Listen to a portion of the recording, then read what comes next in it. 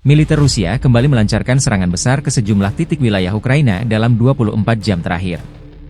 Angkatan bersenjata Rusia telah menyerang lapangan udara dan fasilitas energi yang menyediakan pasokan listrik bagi militer Ukraina selama sehari terakhir, demikian dilansir militer Rusia 12 September.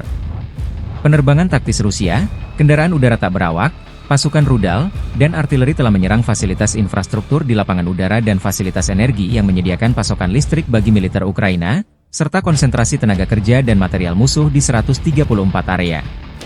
Selain itu, sistem pertahanan udara Rusia menjatuhkan 2 proyektil HIMARS dan 59 pesawat nirawak musuh dalam sehari terakhir. Kelompok tempur utara Rusia menetralkan 155 personel Ukraina. Unit-unit kelompok tempur utara menimbulkan kerugian di arah Volchansk dan Lipsy pada formasi Brigade Mekanik ke-22, Infanteri Laut ke-36, dan Pertahanan Teritorial ke-113 milik tentara Ukraina di dekat pemukiman Vysokaya Yaruga, Lipsy, dan Volchansk di wilayah Kharkov, kata kementerian tersebut dalam sebuah pernyataan. Kerugian tentara Ukraina di area garis depan tersebut selama 24 jam terakhir berjumlah 155 personel, 2 howitzer D30-122 mm, dan stasiun peperangan elektronik Anklaven, demikian pernyataan resmi Rusia. Pasukan Rusia juga menghancurkan depot amunisi lapangan milik tentara Ukraina. Kelompok tempur Rusia Barat menghalau 3 serangan balik Ukraina selama sehari terakhir, menewaskan hingga 445 prajurit musuh. Militer Rusia menambahkan total kerugian musuh berjumlah hingga 445 prajurit, 2 pengangkut personel lapis baja M113 buatan AS, 3 mobil, howitzer M777 155 mm buatan AS, howitzer D20 152 mm, howitzer Gvozdika 122 mm, howitzer D30 122 mm, dan 4 howitzer L119 105 mm buatan Inggris. Stasiun perang elektronik Anklaven dan Quertus serta 2 depot amunisi lapangan juga hancur.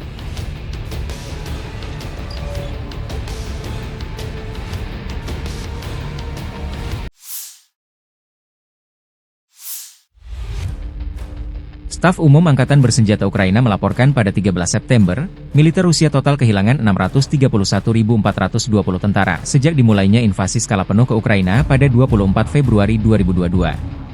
Jumlah ini termasuk 1.220 korban yang diderita pasukan Rusia selama sehari terakhir. Menurut laporan militer Ukraina tersebut, pasukan Vladimir Putin juga total kehilangan 8.671 tank, 17.003 kendaraan tempur lapis baja, 24.560 kendaraan dan tangki bahan bakar, 18.061 sistem artileri, 1.185 sistem roket peluncur ganda, 945 sistem pertahanan udara, 369 pesawat terbang, 328 helikopter, 15.113 pesawat tanpa awak, 28 kapal dan perahu, dan 1 kapal selam.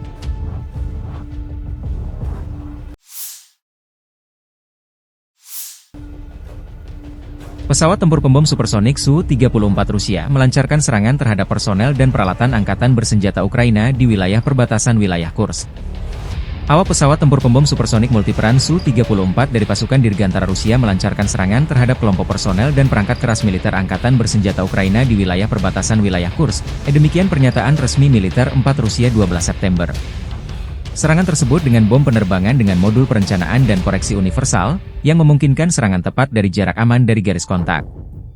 Setelah pengintaian mengonfirmasi keterlibatan target, pesawat kembali dengan selamat ke lapangan terbang keberangkatan, tambah militer Rusia.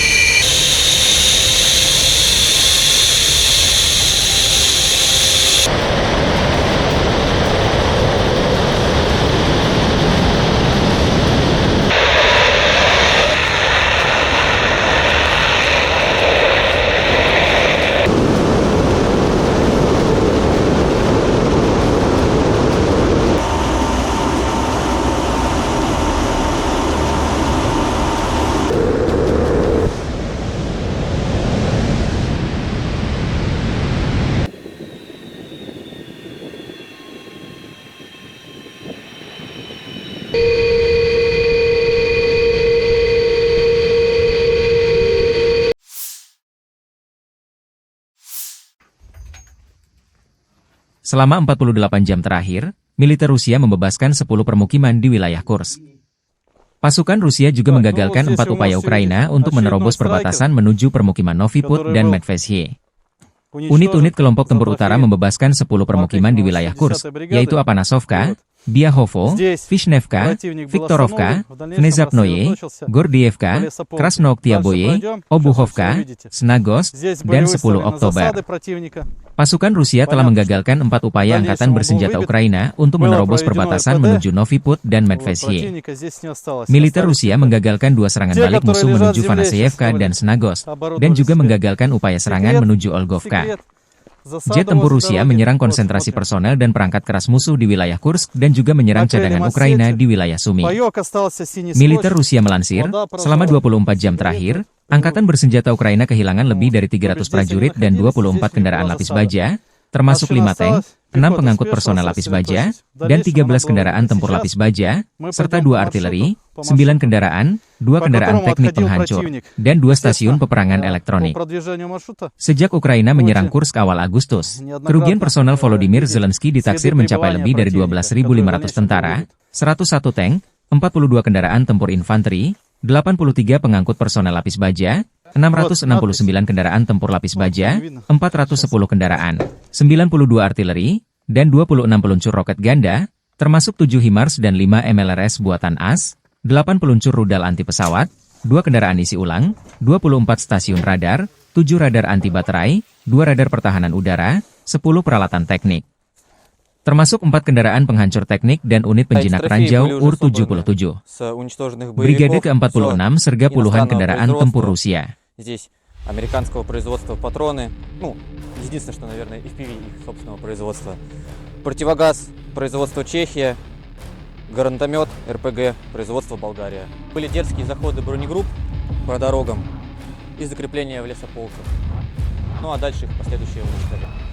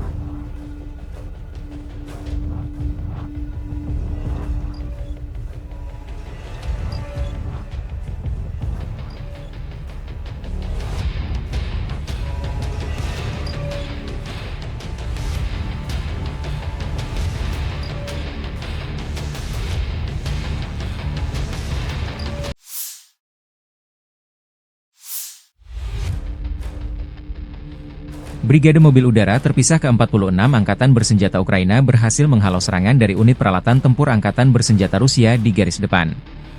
Tepatnya di Hostre wilayah pemukiman di Pokrov Rayon, Oblast Donetsk, timur Ukraina. 12 September, personel Rusia mencoba melakukan serangan besar-besaran. Tank, pengangkut personel lapis baja, kendaraan tempur infanteri, infanteri dengan sepeda motor, total 46 unit kendaraan tempur. Pasukan terjun payung Ukraina berhasil menghancurkan 15 peralatan, 9 BMP, 2 tank, 2 pengangkut personel lapis baja dan 2 sepeda motor, dan melumpuhkan 11 BMP dengan serangan akurat, demikian keterangan video staf umum Angkatan Bersenjata Ukraina. Militer Ukraina tak merinci jumlah personel Rusia yang dinetralkan dalam serangan terbaru ini.